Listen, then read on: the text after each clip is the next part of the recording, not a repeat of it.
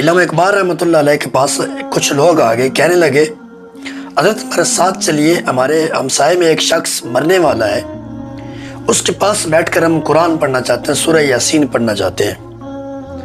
اب علامہ اقبال رحمۃ اللہ علیہ ان سے پوچھتے ہیں کہ یہ سورہ یاسین پڑھنے کی کیا وجہ ہے؟ ایک شخص مرنے والا ہے، پاس بیٹھ کر سورہ یاسین کیوں پڑھنی ہے؟ آپ کچھ سمجھانا چاہتے تھے۔ اس وقت وہ کہنے لگے کہ حضرت کیونکہ اس کی روح نکل رہی ہے، اگر اس کے پاس بیٹھ کر ہم قرآن پڑھیں گے، اس قرآن کی برکت سے اس کی روح آسانی سے نکل جائے گی، اس قرآن کی برکت سے اس کا مرنا آسان ہو جائے گا۔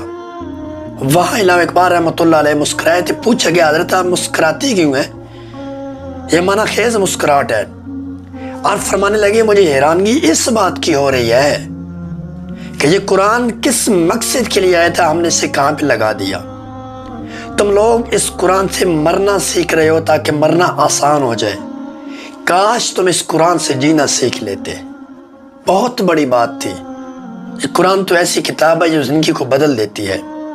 اس کو کبھی کھولا، کبھی پڑھا، بس سن لیا، بول لیا، کہہ دیا، پریکٹیکل کیا، کچھ ٹائم کے لیے، صرف ایک ہفتے کے لیے قرآن کو پڑھیں، سمجھیں، اس کے مطابق زندگی بسر کرنا شروع کر دیں، دیکھ لیجیے گا اپنی زندگی اندر چینجنگ آ جائے گی۔ آج ہر بندہ رزق کے بارے میں پریشان ہے۔ میرے حضور فرماتے ہیں سورۃ الواقعہ، جو شخص رات کو جب بستر پر پہنچ جاتا ہے، سورہ یاسین کی سورہ واقعہ کی تلاوت کر لیتا ہے، جس بندے کا یہ معمول ہو، میرا آقا صاحب فرماتے ہیں گارنٹی ہے پوری زندگی کبھی اس کی زندگی میں کھانے کا فاقہ نہیں آئے گا۔ اگر ہے تنگی تو پڑھو سورۃ واقعہ۔ ہم کہتے ہیں نہیں، ہمیں ایسا تویز دیا جائے جو ہم باندھتے اور فوراً ہی دولت کے انبار لگ جائیں، ایسا نہیں ہوتا۔ پھر ایک اور وظیفہ سن لیں رزق کے بارے میں، قرآنی وظیفہ۔ آج تو طرح طرح کے عجیب قسم کے پیر بنے بیٹھے ہیں جو 2 نمبر ہیں۔ جو پیر اللہ کے ولی ہیں وہ تو ہیں ہی، لیکن جو ایسے بنے بیٹھے ہیں وہ لوگوں کے جذبات سے کھیلتے ہیں۔ سنیں قرآن کیا کہتا ہے۔ فرمایا کہ اگر اس سے بھی کام نہیں بنتا، پہلے میرے مصطفیٰ کی زبان ہے کام بنتا ہے۔ اگر مزید تنگی زیادہ ہے، اس سے کم نہیں ہو رہی، پھر سورۃ الکوثر مغرب کی نماز کے بعد 21 مرتبہ پڑھنا شروع کر دے، دیکھنے کیسے رنگ چڑھتے ہیں۔ صبح اٹھے نماز پڑھے، نماز کے بعد سورہ یاسین کی تلاوت کیا کریں۔ قرآن کو یار پڑھیں تو اس سے محبت کر کے دیکھیں یہ اللہ نے کیوں نازل کی ہے، مقصد کیا تھا۔ یہ اس لیے نازل کی، ہم عدالت میں جاتے ہیں گواہی دینے کے لیے، قرآن سامنے رکھتے ہیں، ہاتھ رکھ کر جھوٹی سچی گواہی دے دیتے ہیں، گھر پہ ہم سجا کر الماری کے اوپر رکھ دیتے ہیں۔ کیوں؟ بڑی برکت رہے گی۔ کبھی پڑھا نہیں اس کو کھول کے، برکت کیسے آئے گی؟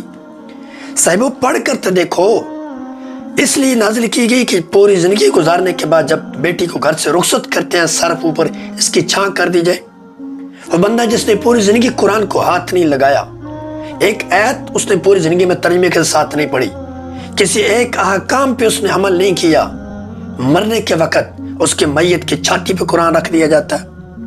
یہ برکت ہے کہ قرآن ہمیں تو اس کو اپنی روح میں اتارنا چاہیے تھا، تن بدن من میں اتارنا چاہیے تھا، اس کو زندگی کا حصہ بنانا چاہیے تھا، تب جا کر اس کی برکت حاصل ہوتی۔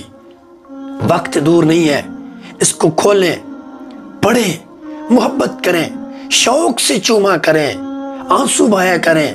ہاں یہ وہ کلام ہے جو میرے رب نے میرے لیے نازل کیا تھا، میں کتنا نادان و غافل رہا۔ آج ہمارے کسی عزیز کا خط آ جائے، ہم فوراً پڑھتے ہیں۔ اگر ایسا لیٹر آ جاتا ہے بینک سے کہ جس کی سمجھ نہیں آتی انگلش میں، تو فوراً بندہ تلاش کرتے اس کے پاس جاتے ہیں، یار یہ پڑھو کیا لکھا ہے، میرا بینک سے لیٹر ہے، سمجھ نہیں آ رہی، یہ کمپنی کا میسج آیا ہے، انگلش مجھے سمجھ نہیں آتی، بتاؤ کیا لکھا ہے۔ کہ قرآن اتنا بھی نہیں ہے کہ ہم کسی کے پاس جا کر سمجھے پڑھے، محبت کرے۔ یہ قرآن تو میرے رب کا میسج ہے۔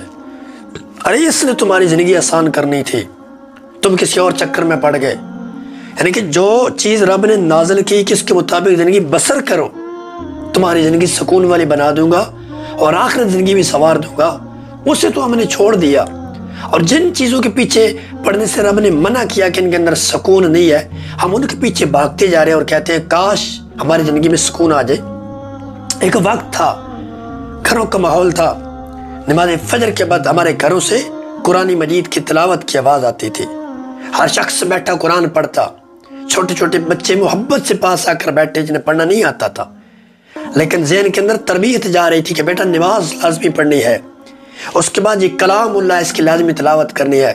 وہ تربیت کا معیار تھا، آج نظر نہیں آتا۔ اس ماحول کو دوبارہ بنائیں، یہ اپنی طبیعت کو اسلام کے مطابق ڈالنا پڑتا ہے۔ ایسا نہیں ہوتا کہ آپ کا ذہن خود بخود بن جاتا ہے، خود بخود آپ دین کی طرف چلنا شروع کر دیتے ہیں، بلکہ نہیں، عادت بنانی پڑتی ہے۔